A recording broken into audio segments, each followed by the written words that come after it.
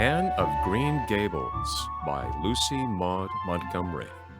Chapter 4. Morning at Green Gables. It was broad daylight when Anne awoke and sat up in bed, staring confusedly at the window through which a flood of cheery sunshine was pouring, and outside of which something white and feathery waved across glimpses of blue sky.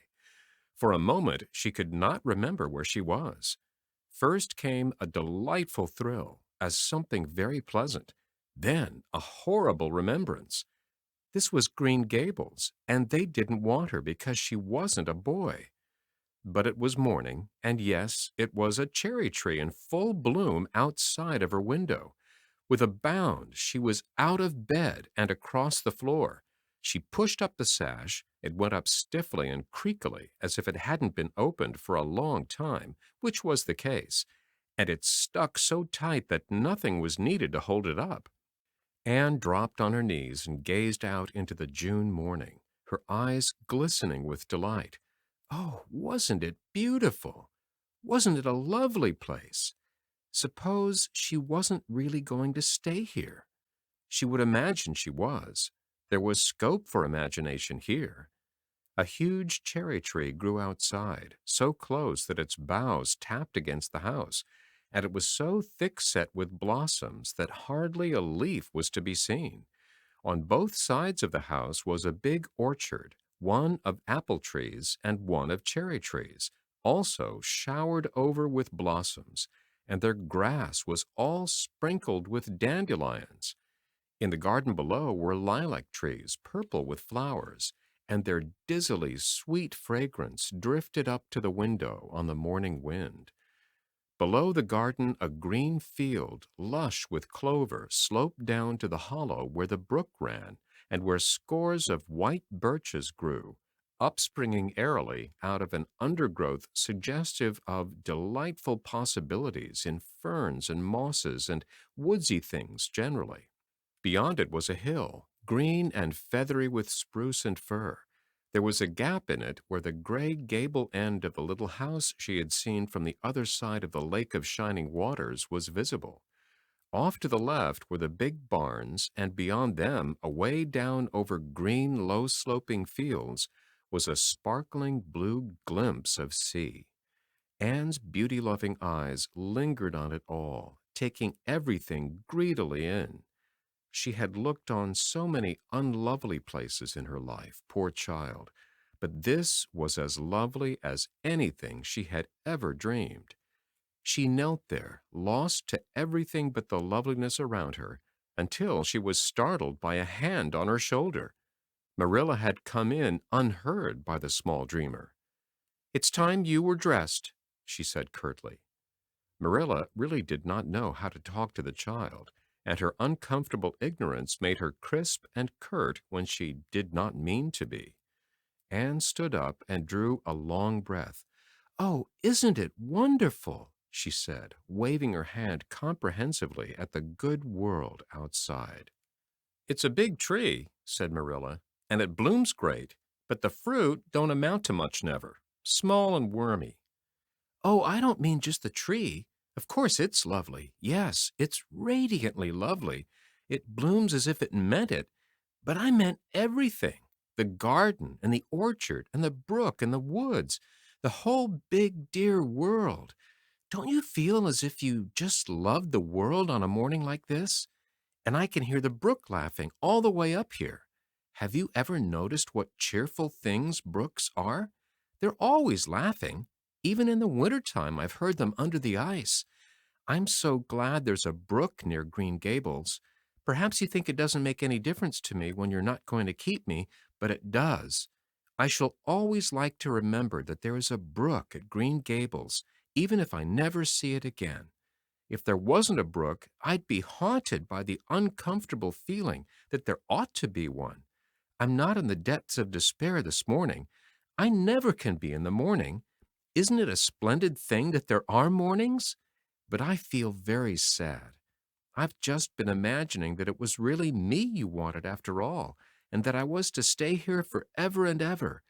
It was a great comfort while it lasted, But the worst of imagining things is that the time comes when you have to stop, and that hurts. You'd better get dressed and come downstairs, and never mind your imaginings, said Marilla, as soon as she could get in a word edgewise. Breakfast is waiting. Wash your face and comb your hair. Leave the window up and turn your bedclothes back over the foot of the bed. Be as smart as you can. Anne could evidently be smart, for she was downstairs in 10 minutes' time with her clothes neatly on, her hair brushed and braided, her face washed, and a comfortable consciousness pervading her soul that she had fulfilled all Marilla's requirements. As a matter of fact, however, she had forgotten to turn back the bedclothes. I'm pretty hungry this morning, she announced as she slipped into the chair Marilla had placed for her. The world doesn't seem such a howling wilderness as it did last night. I'm so glad it's a sunshiny morning, but I like rainy mornings real well, too. All sorts of mornings are interesting, don't you think? You don't know what's going to happen through the day, and there's so much scope for imagination. But I'm glad it's not rainy today because it's easier to be cheerful and bear up under affliction on a sunshiny day. I feel that I have a good deal to bear up under. It's all very well to read about sorrows and imagine yourself living through them heroically, but it's not so nice when you really come to have them, is it? For pity's sake, hold your tongue, said Marilla. You talk entirely too much for a little girl. Thereupon Anne held her tongue so obediently and thoroughly that her continued silence made Marilla rather nervous, as if in the presence of something not exactly natural. Matthew also held his tongue, but this was natural, so that the meal was a very silent one. As it progressed, Anne became more and more abstracted, eating mechanically, with her big eyes fixed unswervingly and unseeingly on the sky outside the window. This made Marilla more nervous than ever. She had an uncomfortable feeling that while this odd child's body might be there at the table, her spirit was far away in some remote, airy cloudland, borne aloft on the wings of imagination. Who would want such a child about the place? Yet Matthew wished to keep her.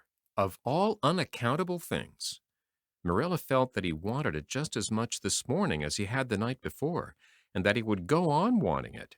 That was Matthew's way. Take a whim into his head and cling to it with the most amazing silent persistency, a persistency 10 times more potent and effectual in its very silence than if he had talked it out.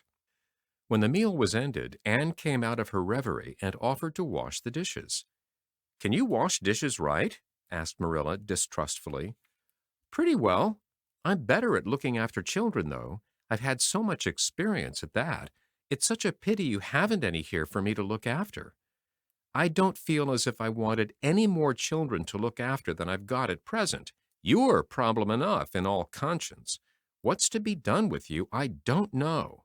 Matthew is a most ridiculous man. I think he's lovely, said Anne reproachfully. He is so very sympathetic. He didn't mind how much I talked. He seemed to like it. I felt that he was a kindred spirit as soon as ever I saw him. You're both queer enough, if that's what you mean by kindred spirits, said Marilla with a sniff. Yes, you may wash the dishes. Take plenty of hot water and be sure you dry them well. I've got enough to attend to this morning, for I'll have to drive over to White Sands in the afternoon and see Mrs. Spencer. You'll come with me and we'll settle what's to be done with you. After you finish the dishes, go upstairs and make your bed. Anne washed the dishes deftly enough, as Marilla, who kept a sharp eye on the process, discerned. Later on, she made her bed less successfully, for she had never learned the art of wrestling with a feather tick. But it was done somehow and smoothed down, and then Marilla, to get rid of her, told her she might go out of doors and amuse herself until dinner time. Anne flew to the door, face alight, eyes glowing. On the very threshold she stopped short, wheeled about, came back and sat down by the table, light and glow as effectually blotted out as if someone had clapped an extinguisher on her. What's the matter now? Demanded Marilla. I don't dare go out, said Anne, in the tone of a martyr relinquishing all earthly joys. "If I can't stay here, there's no use in my loving Green Gables. And if I go out there and get acquainted with all those trees and flowers in the orchard and the brook, I'll not be able to help loving it. It's hard enough now, so I won't make it any harder. I want to go out so much. Everything seems to be calling to me. Anne, Anne, come out to us. Anne, Anne, we want a playmate. But it's better not. There's no use in loving things if you have to be torn from them, is there? And it's so hard to keep from loving things, isn't it? That was why I was so glad when I thought I was going to live here. I thought I'd have so many things to love and nothing to hinder me. But that brief dream is over.